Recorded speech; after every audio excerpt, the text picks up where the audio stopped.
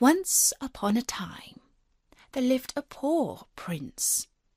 His kingdom was very small, but it was large enough to enable him to marry, and marry he would.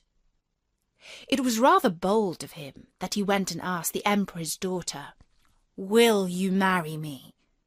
But he dared to do so, for his name was known far and wide, and there were hundreds of princesses who would have gladly accepted him. But would she do so? Now we shall see. On the grave of the prince's father grew a rose tree, the most beautiful of its kind. It bloomed only once in 5 years, and then it only had one single rose upon it. But what a rose! It had such a sweet scent that anyone who smelt it instantly forgot all sorrow and grief. He also had a nightingale, which could sing as if every sweet melody was in its throat. He wanted to give this rose and the nightingale to the princess, and therefore both were put into big silver cases and sent to her.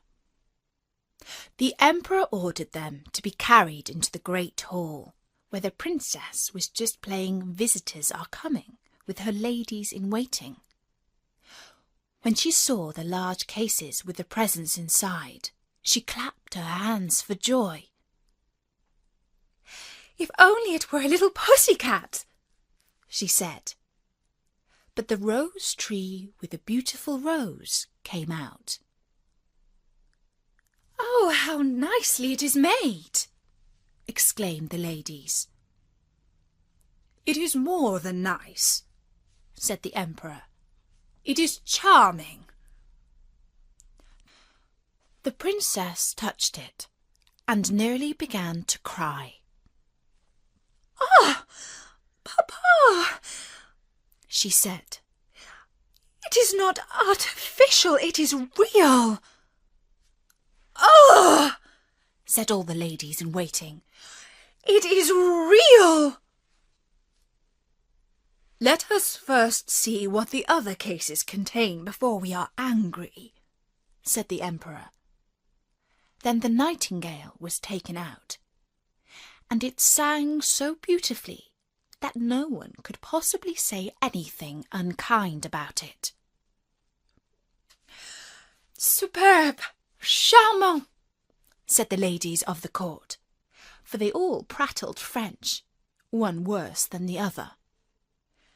"How much the bird reminds me of the musical box of the late lamented empress," said an old courtier. "It has exactly the same tone, the same execution." "I hope it is not real," said the princess. "Yes, certainly it is real," replied those who had brought the presents. "Then let it fly away," said the princess, and refused to see the prince. But the prince was not discouraged. He painted his face, put on common clothes, pulled his cap over his forehead, and came back. "Good day, Emperor," he said. "Could you not give me a job at the court?" "Yes," said the emperor, "but there are so many who ask for a job at the palace that I don't know whether there will be one for you. But still I will remember you. But wait a moment. It has just occurred to me that I need someone to look after my pigs, for I have so many of them." Thus the prince was appointed imperial swineherd, and he lived in a wretchedly small room near the pigsty. There he worked all day long, and when it was night he made a pretty little pot. There were little bells around the rim, And when the water began to boil in it, the bells began to play the old tune. Ah, dear Augustine, all is gone, gone, gone. But there was something more wonderful than that. When you put a finger into the steam rising from the pot, you could at once smell what meals were cooking on every fire in the whole town. That was indeed much more remarkable than the rose. When the princess with her ladies passed by and heard the tune, she stopped and looked quite pleased, for she could also play it. In fact, it was the only tune she could play on the piano, and she played it with one finger. "That is the tune I know," she exclaimed. "He must be a well-educated swineherd. Go and ask him how much his musical instrument is." One of the ladies had to go and ask. Before she went into the muddy field, she put wooden clogs on her feet. "What will you take for your pot?" "I will have 10 kisses from the princess," replied the swineherd. "God forbid," said the lady. "Well, I cannot sell it for less," replied the swineherd. "What did he say?" said the princess. "I really cannot tell you," replied the lady. "You can whisper it into my ear."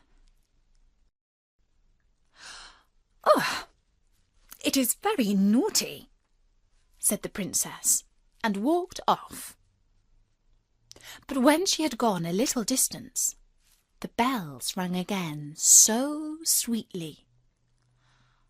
Ah, dear Augustine, all is gone, gone, gone. "Ask him," said the princess, "if he will be satisfied with 10 kisses from one of my ladies."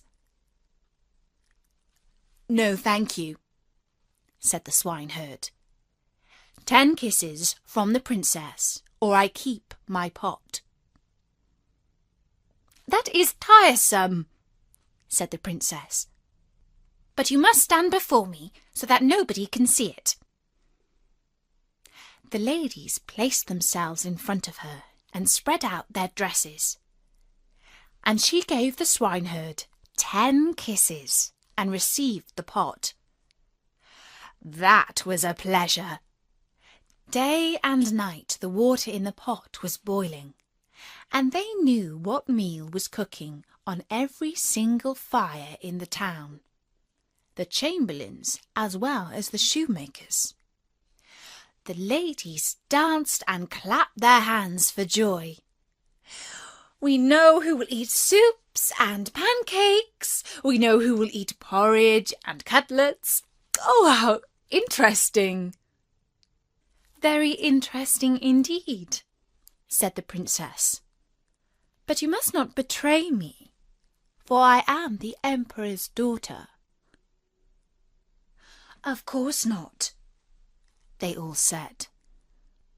The swineherd, that is to say the prince, but they believed that he was a real swineherd, did not waste a single day without doing something. He made a rattle, which when turned quickly around, played all the dance tunes known since the creation of the world. "But that is superb," said the princess, passing by. "I have never heard a more beautiful sound."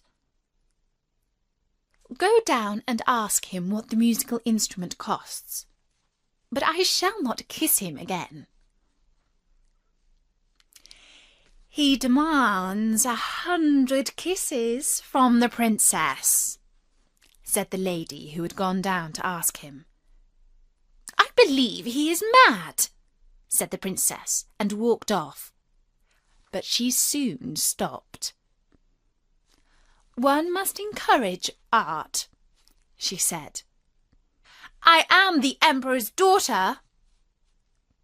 Tell him I will give him 10 kisses, as I did the other day. The remainder one of my ladies can give him. But we do not like to kiss him, said the ladies. That is nonsense, said the princess. If I can kiss him, you can also do it. Remember that I give you food and employment. And the lady had to go down once more. 100 kisses from the princess, said the swineherd, or everybody keeps his own. Place yourself before me, said the princess then. They did as they were ordered, and the princess kissed him. I wonder what that crowd near the pigsty means, said the emperor, who had just come out on his balcony. He rubbed his eyes and put his spectacles on. The ladies of the court are up to some mischief, I think. I shall have to go down and see. He pulled up his shoes, for they were down at the heels, and he was very quick about it. When he had to come down into the courtyard, he walked quite softly, and the ladies were so busily engaged in counting the kisses that all should be fair, that they did not notice the emperor. He raised himself on tiptoe. What does this mean? He said, when he saw that his daughter was kissing the swineherd. And then he hit their heads with his shoe, just as the swineherd received the 68th kiss. Get out of my sight, said the emperor, for he was very angry. And both the princess and the swineherd were banished from the entire empire. There she stood and cried. The swineherd scolded her, and the rain came down in torrents. Alas, unfortunate creature that I am, said the princess. I wish I had accepted the prince. Oh, how wretched I am! The swineherd went behind a tree, wiped his face, threw off his poor attire, and stepped forth in his princely clothes. He looked so beautiful that the princess could not help but bow down to him. I have now learned to look down on you, he said. You refused an honest prince. You did not appreciate the rose and the nightingale. But you did not mind kissing a swineherd for his toys. You have no one but yourself to blame. And then he returned to his kingdom and left her behind. She could now sing at her leisure. Ah, dear Augustine, all is gone, gone, gone. And that was the story of the swineherd by Hans Christian Andersen.